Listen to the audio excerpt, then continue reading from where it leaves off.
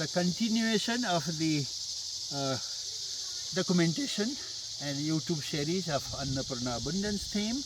We are here on the second day, 17th of September 2022. We just looked around and did some picture of the Montezuma well. This is one of the ancient, probably at least 1,000-year-old historical place. So within the Annapurna Abundance documentation, we will be featuring and highlighting probably 100 examples of how the earth, the soil, the forest, right, this ecosystem, and the cultural system, the people who live here, what was the relation between those people and the plants and the vegetation, the forest system, the soil system, the water system.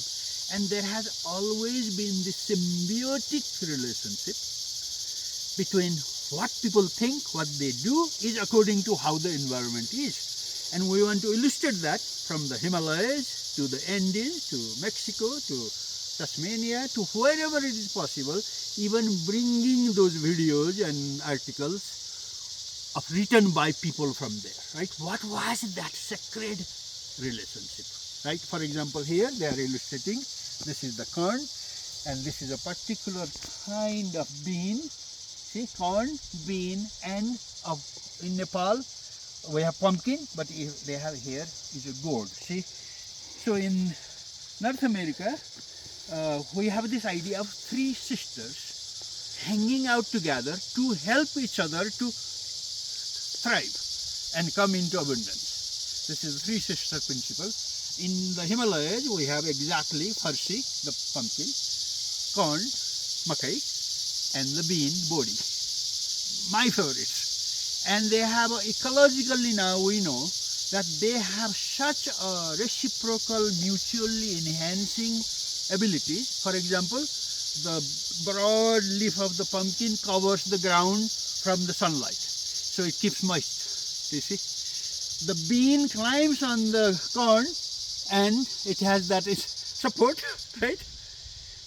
And then the corn gives grain, like food. So we have actually, but nutritionally looking, we have all what human body needs in between these three, all meaning most of it. So this is how it evolved. So at this point, what we want to talk about is not culture separate and nature separate. Actually, they are two the same.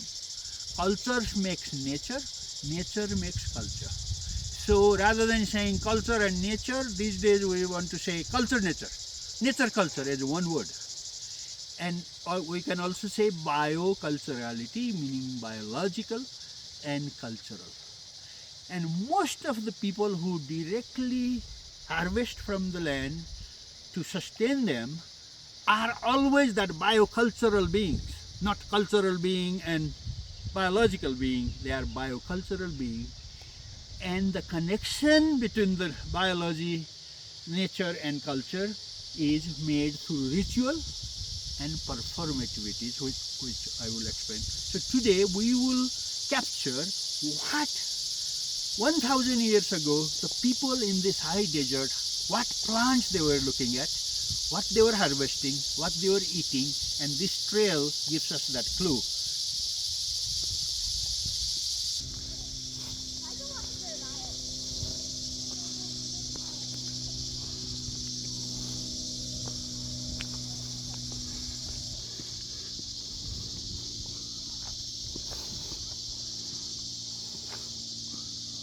We are in that biocultural trail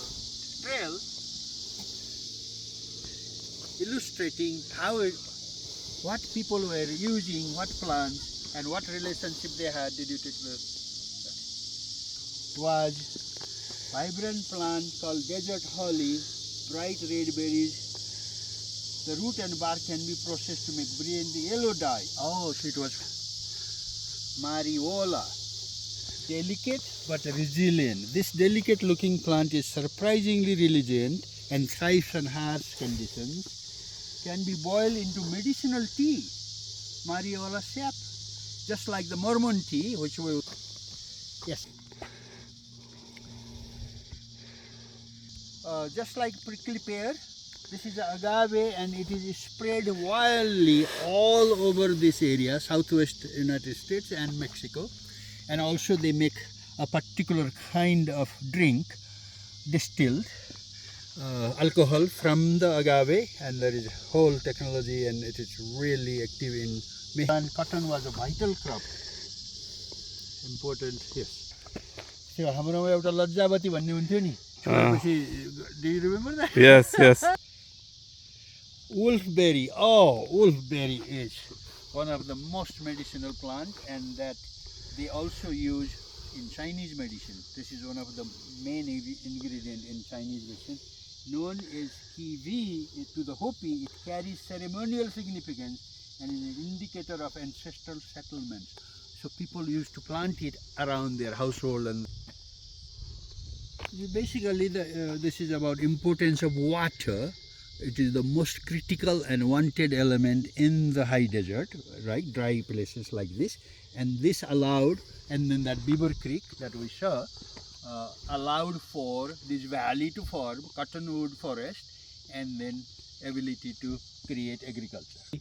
Medicine for snake bite. Look at that. That's why it is called snake weed.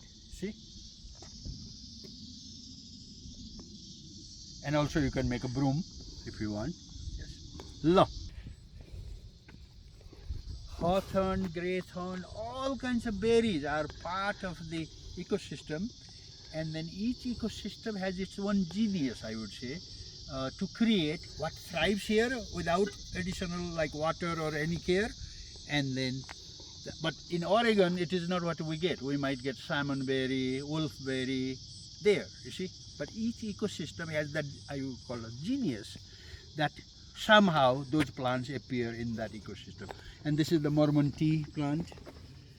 This one, that's the